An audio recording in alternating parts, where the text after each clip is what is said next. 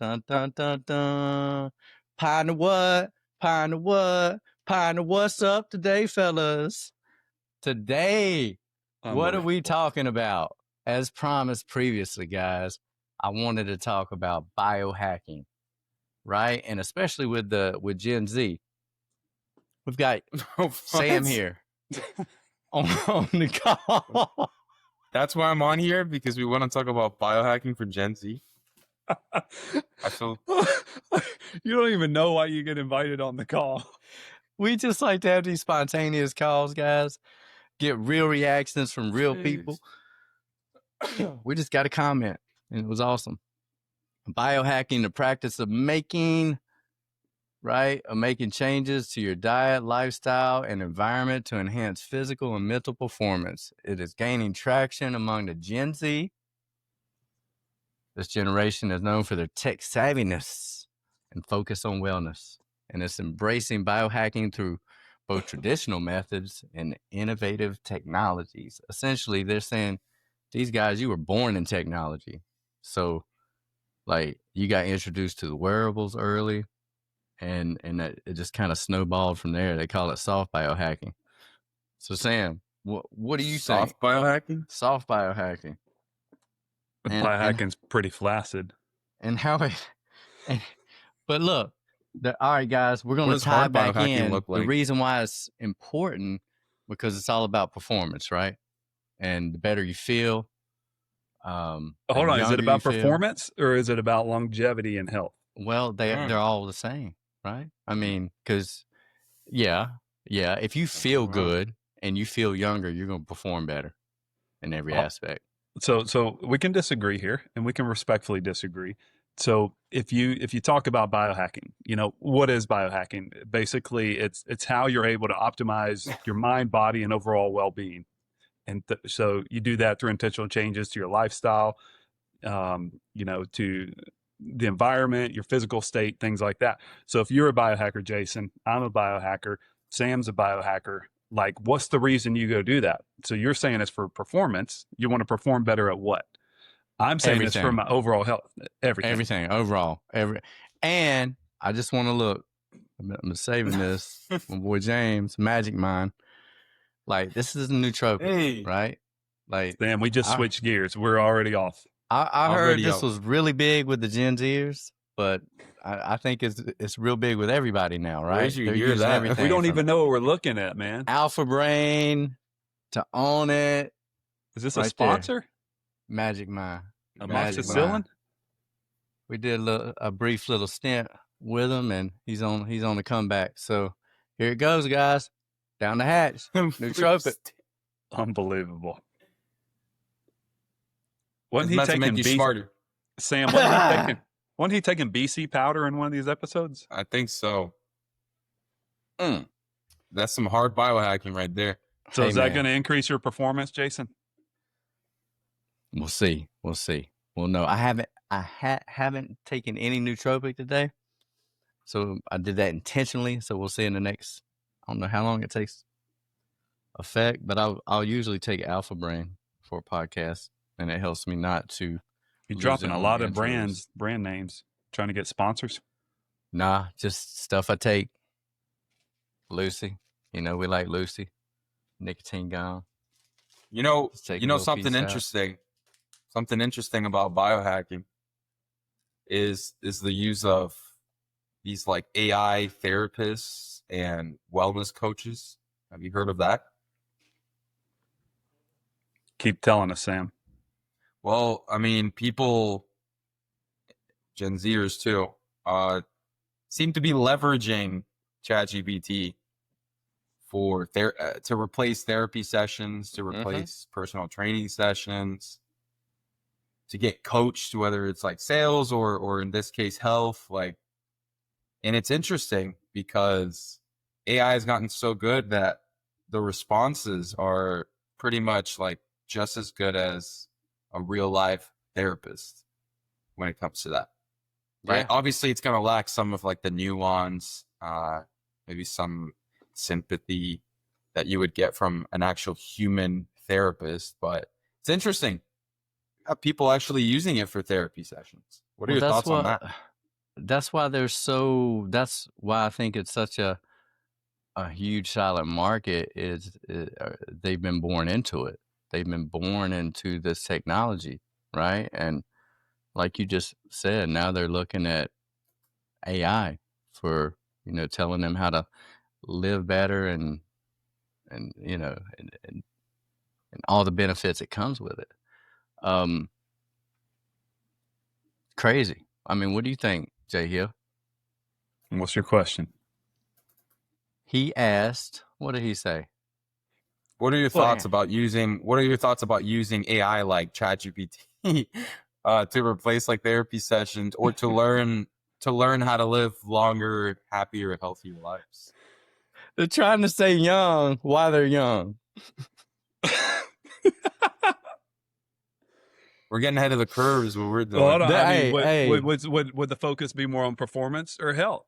Right? They're totally different routes. But I mean, the thing is, what people need to understand about AI is, I mean, what's it pulling the data from? Just because it spits out an answer to you, it doesn't mean it's accurate. It doesn't mean it's correct. The same goes to Google. You know, when people would search on the search engines for health type related stuff, things that would pop up at the top organically are really just sites that are doing the best with SEO. So inaccurate information with health could be presented at the top, but it doesn't mean it's actual truth and accuracy. And, I think with biohacking specifically, look, Dave Asprey is the founder of biohacking, started 2009 with bulletproof coffee. I've been on that bandwagon for the last 15 years, put butter, MCT oil, all the good fats and things in my coffee ever since then. But biohacking, in a sense, has become just this buzzword in some sorts, to where people think you got to have all these AI type technologies or big technologies for biohacking. But the way that I biohack is more the foundational things of that I can do in my home, like the food I eat, the water I drink, all those things, getting proper sleep. Those are biohacking tricks to where they don't cost you a penny. You just change the stuff that goes into your body. That's going to increase your longevity. That's going to increase your health, your life, increase your performance, like Jason said. I don't think I answered your question, but just went on a little rant there. Gen Z is they're deep into analytics, right? Like they were, Facebook analytics, like traffic.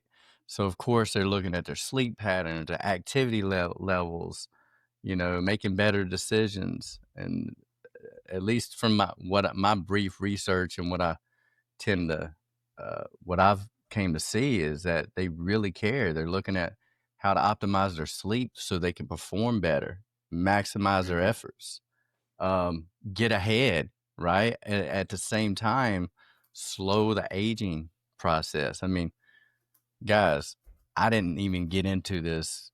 It's been maybe 10 years, 12 years. I don't know, around when I met Jay Hill. How long has that been? I don't even know.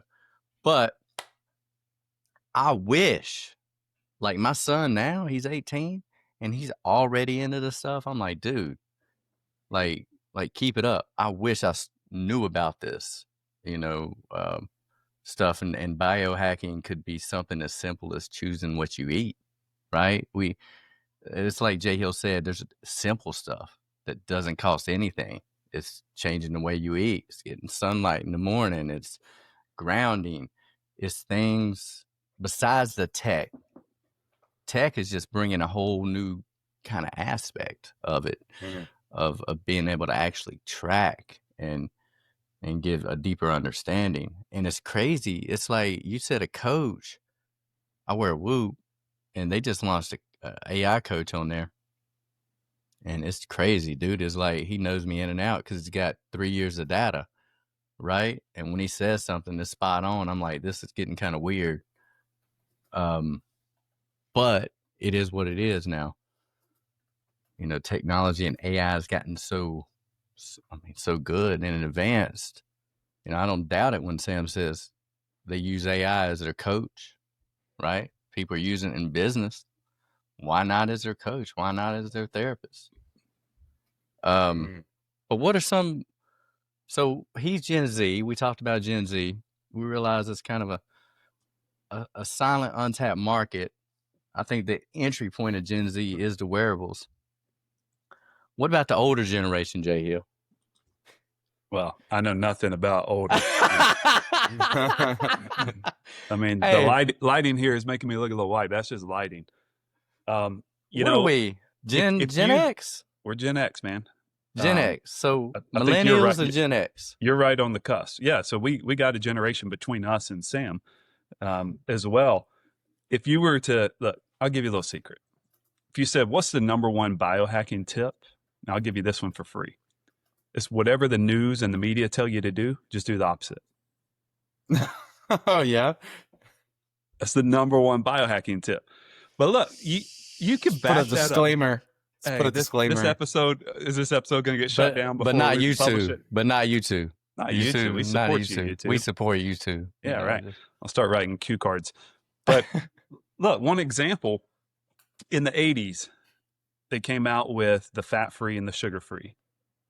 Okay? So they started making salad dressings. They started making everything. Yep. And they said, look, this is fat-free. This is sugar-free. Everybody hopped on this bandwagon. Okay? This is in the 80s. And what happened after that was the obesity epidemic that rose. We now have children that are under 5 years old that are being obese. Obesity. And the thing that changed was you're removing fat and you're removing sugar out. Okay, so here's the deal with like fat and sugar, and what happened with that is that fat is an essential nutrient for our body. If we have trillions of cells and each cell in our body has a lipid bilayer, which is 2 walls of fat, if we're robbing it and saying fat-free, taking a diet that's fat-free, we're taking everything away that our cells need to generate health inside of our body. And sugar, now I agree, sugar-free, we should take sugar out of our diet. Sugar feed inflammation and all kinds of other stuff. But the problem in the 80s was they replaced sugar. How is something still sweet if it doesn't have sugar in it? Because they make these fake sugars. They make these chemical sweeteners to where then your body, when it receives it, it goes into the body. Your body says, hey, I don't know what to do with this. Because if you feed the body sugar, it knows what to do with it. It knows how to process it. It's still going to hurt you. But these chemical things, it says, well, crap, I don't know what this is. So I'm going to grab a hold of it. I'm going to store it and protect my body. The innate intelligence inside of our body is incredible, how God made us. But then it's storing all this chemical stuff that our body doesn't know what to do with. And so then you get years, decades down the road, and you have these, I can't say some of these words, the kind of diseases because we'll get shut down, but this stuff that pops up in our body, which was because of these lifestyles that have been going on in our body for so long. So if you go back to like the 80s, fat-free, sugar-free, and you see the epidemic where we are today, look at the pictures of people on the beach from the 80s. People were skinny, people were in shape, people were toned, people were tanned, all this. And now you take a picture at the beach, people look different. And it's not about what we look like on the outside. That's not the point here. But it's about what we look like on the outside is a reflection of what's going on internally in our body. And external circumstances, external sources that we give our body, the fuel, the food we eat, the water we drink, the air we breathe, the sleep we get, all these elements go into pure health. And so I say we take a step backwards. And that's why I make that statement. The number one biohacking technique is to do exactly the opposite of what we're being told. That's how you get true health. Oh, he said, don't listen to him in school. Don't listen to him. Don't listen to him on the media. Just listen to the old geezers like us that just tell you to do the opposite. Look what's coming out. Look, sorry, let's talk about sunscreen. There's statistics, there's studies that are coming out now that talk about the dangers of sunscreen. Okay. But they've been pushing it for 40 years, 50 years. Again, 40, 50 years ago, the sun is bad. That's what we're told. The sun will cause the big C word. And so we're told to avoid the sun. The sun helps us. Vitamin D, I believe, is the only vitamin within our body that we can produce. Everything else has to be taken externally. And the sun helps that in our body. And so if you're not going out getting in the sun, how are you going to stimulate the vitamin D production inside of your body? So we're told to lather up, spray these sunscreens on it that have all kinds of chemicals, all kinds of stuff. And our body, our skin is like a sponge. So whatever we put on there is soaking in, going straight into our bloodstream, straight into our body. And so with that's another thing. You turn on the news, they say, make sure you cover up, stay out of the sun, it's going to hurt you. You need the sun. Now, you don't go out and you get burned. If you go get burned on a daily basis, you're actually hurting your body. But go out in the sun in increments. And then it's not just about the sun touching your body, getting inside your body. It's taking it in the eyes. You know, there's statistics, there's studies that show the benefits of getting that first thing in the morning. When the sun rises, you go out and stare in the direction of the sun. You know, your eyes are connected. They're a part of your brain, and they receive those UV rays. And there's different UV rays from the sun in the morning versus at 12 in the afternoon versus 4 in the afternoon. So it goes back to all these things. Are we being told that on TV, on the news, you know, through the media? Absolutely not. You can ask why. We can go down a deep rabbit trail here and say, why is that? But I do opposite of what I'm told. I think we're giving them just too much gold. As y'all can see at home, this is a passionate subject, right? If you're maintaining, if it's performance, if it's longevity, whatever it is, there's a lot to unpack. Jay Hill, he geeks out on this. He always has been a geek about this, and I love it. Like, they call me a geek, Sam? Yeah, a cool geek. Geeks are cool now, right? Everything is reverted. I mean, and this is another thing. He turned me on to this.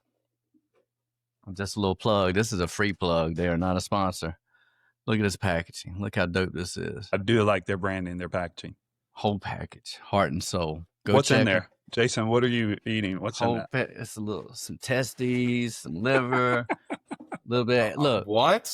It is the total I knew package. Sam would be like, what? So I've tried, cold livers, swallowing cold liver, and I hadn't tried the testicles yet, but the what? Anyway, they grind it up in a peel formation. You pop some of these bad boys.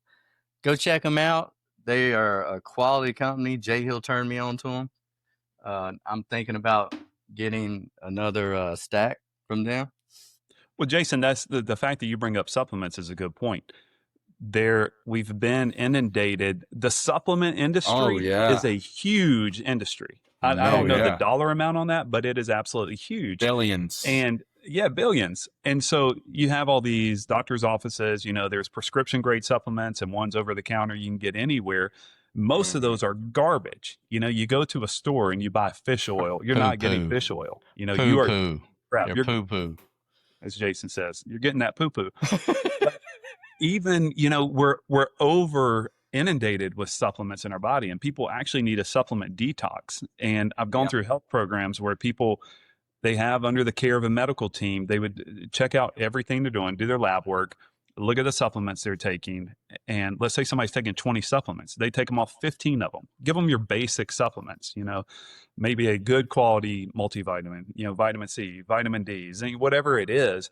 And you would watch their health change, not by doing anything, no changes in anything apart from removing some supplements from their daily regimen. And so supplement detox is what so many people need to do. That's a biohacking technique. You don't need to go somewhere and purchase something else or do some kind of technology. Just take out some of the crap, the poo-poo, that you don't actually need in your body. Yeah, quit the seed oils, quit the processed food. Oh, dude, that's not. I cut out sugar. Guys, I did some hard drugs. Like, hey, I lived, when I was young, it wasn't like today. Like now you get a Skittle with fentanyl, you're out, right? So, I mean, I wish I would have took better care. Anyway, needless to say, I don't know where I was going with that. Nope. See, that's what it does to your mind. Sam, don't do drugs. Anyway, coming back to it, where was I going with that? I completely forgot my track of thought. Well, you started with seed oils. Seed oils. Simple stuff. When I quit sugar, oh my gosh. Like, it was, my body was like shutting down. You had a sugar addiction. I cut it out completely. And guys at home, whoever, just try to cut it out. And in order to do that, you got to read ingredients. Read the labels. And then you're going to be like, oh man, it's in everything. And so that's a great point, Jason, because, so many people, you talk to them and they say, hey, I don't eat any sugar. And, it's like, okay, do you put salad dressing on your salads? Yeah, absolutely. Then you look at the back and you read it. Do you use ketchup? Ketchup is crazy. If you look at conventional ketchup, how much sugar's in there and actually nothing of benefit in the traditional ketchups. And it's these sauces that where so much of the sugar hides, you know, because typically we just think getting a cookie or putting sugar, you know, in our coffee or a drink or something like that, or a soda. And people are like, well, I don't drink sodas, I don't eat desserts, but their sugar intake is so much. Crazy. What you know about sugar, Sam? I know you like a little what we just cookie. told him. He likes a little cookie, a little cake every now and then. I'm not gonna lie. Look, it's not perfection, right? It's like, you know, you don't strive to perfection. We're just, you know, natural human beings. We can't live perfect, but you know, it's about changing ingredients. If you're talking about food, it's about changing the ingredients. So like, would I go order a pizza from Papa John's or Domino's or something like that? Absolutely not. But I'll make a homemade pizza, and you're just changing the ingredients. And so, you know, you can eat anything that's available out there. You can make a cake, you can make cookies, but you change the ingredients. But the thing is, if you try, that's an interesting point. If we tie this into biohacking, so all these things like red light therapy, cold plunges, you know, the cryotherapy, all these things, people are hopping on the bandwagon. Like, I want to go to a wellness center and I want to do these activities. Yet they're not willing to make these changes in their home. They're like, well, I'm not going to change my diet. I'm going to keep eating crap, but I'm going to do all these other things. And so these things, it's like they negate one another. You're going out doing these things, but you're not willing to do this. And people don't make those small changes. They just want to do the additive approach of adding in things that are going to help, but they're not willing to take away the things that actually hurt their body or hurt their health. And it can be overwhelming. You know, that's the thing. It's like people think, all right, should I just get all organic food? That's a start with you know, what's going on with our food supply. But there's things like organic canola oil. So if somebody goes out, and what we've been told by the media is, hey, canola oil, vegetable oil is good for your body. If you look up the production of canola oil and what it was created for, it's like jet fuel. Your body knows nothing of how to process it, what to do with it, causes major inflammation. And so somebody goes to the store and they're like, well, there's an organic canola oil, which is ridiculous. So just because something's organic doesn't mean it's actually producing life in your body. And so people get overwhelmed. And, you know, Jason, as you mentioned, we've been doing this a long time, and we're raising our children this way to read labels and understand these things.